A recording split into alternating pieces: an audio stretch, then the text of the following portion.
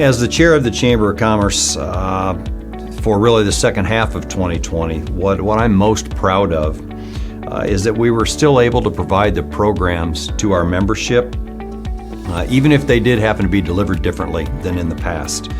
I'm proud of how we managed to navigate through COVID, and I believe we responded very well and did so during these unprecedented times. As the chair of the CVB, I'm most proud of accomplishing in 2020 this We Live It, You'll Love It campaign. And I just love this thing because we highlighted what it means to live here, what it means to be a local. And, we know that travelers, they really want to dig deep into what it's like to be part of that community. And this campaign really highlighted that.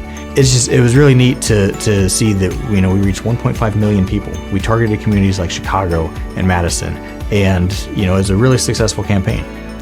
As the chair of Downtown Partners, I'm probably most proud of the fact that we survived. We were faced with a lot of challenges, a lot of restrictions, a lot of changing variables at all times, and we were able to survive and support our downtown businesses. But really the credit goes to those businesses. They were nimble, they were hustling, they were changing and reinventing themselves around every corner, and we made it.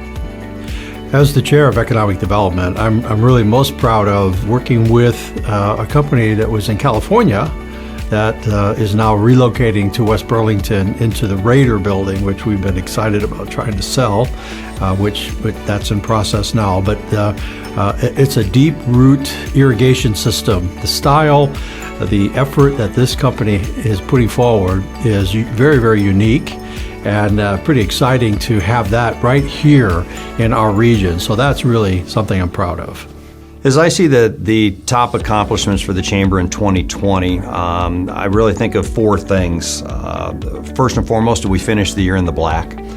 It should be a goal, I think, every year, and we managed to do it this year. The second would be assisting our members with their COVID response by leading the way with timely information. The third would be coordinating with our area leaders and first responders in messaging for that COVID response. And I like the fact that we continued to offer our programs, young professionals, eggs and issues, leadership, the things we've done in the past. We continued to do them, as I said previously, differently than we had, but we still got the job done. The We Live It, You'll Love It campaign was a top accomplishment for us. But another big one that kind of translates down from that is, we got a lot of reach with that campaign. But then I'd like to think that turned around into folks wanting to know more about our community. And we think it was successful in that we sent out over 12,000 community guides, which is more than we've ever sent out before. Our digital community guide had more time spent on it than ever before by a factor of 100%. People spent double the time on our digital community guide this year than they did last year. The top accomplishments, I would say, were, first of all, we got 300 Washington building buttoned up, and we have an RFP that has gone out for redevelopment of that property. That's very exciting.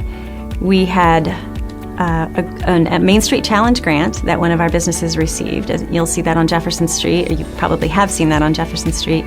That's a great and exciting project that we're seeing at Deluxe Aesthetics. Also, the Blah Lofts on 5th and Valley are really exciting to me. That's a beautiful building, and the developers have really maintained the historic integrity of the building. So it's very exciting to see those new apartments, new residents in our downtown, but also the new potential commercial space being filled, and they're just beautiful. Well, there have been a lot of tremendous interactions with other businesses and other individuals and potential companies to come to town, and there's a whole litany of those possibilities, and it takes a lot of work, a lot of time, a lot of effort, a lot of energy, and so I give Jeremy tremendous kudos for all of his stick-to-itiveness. He has done fantastic work trying to fine-tune the efforts to bring those businesses here. and many of them are right on the cusp of coming here, which will be a great for our community. And then along with that would be what we've been able to do with just standing with business and industry through this really strange and unusual year that we've had. Goals, things that we hope to accomplish for 2021. Finish the year with black ink again. Keep that financial house in order. Hope to move beyond COVID. I'm not sure how much effect we're going to have on that, but we certainly want to move beyond that. We need to maintain our membership. Obviously, we want to grow our membership, but we'll probably use a fair amount of resources in membership maintenance. Want to engage our membership again. Business after hours, some of those other events that we haven't had. Hopefully we can kick some of those back off this year. And then the last piece would be to help replenish our rainy day funds.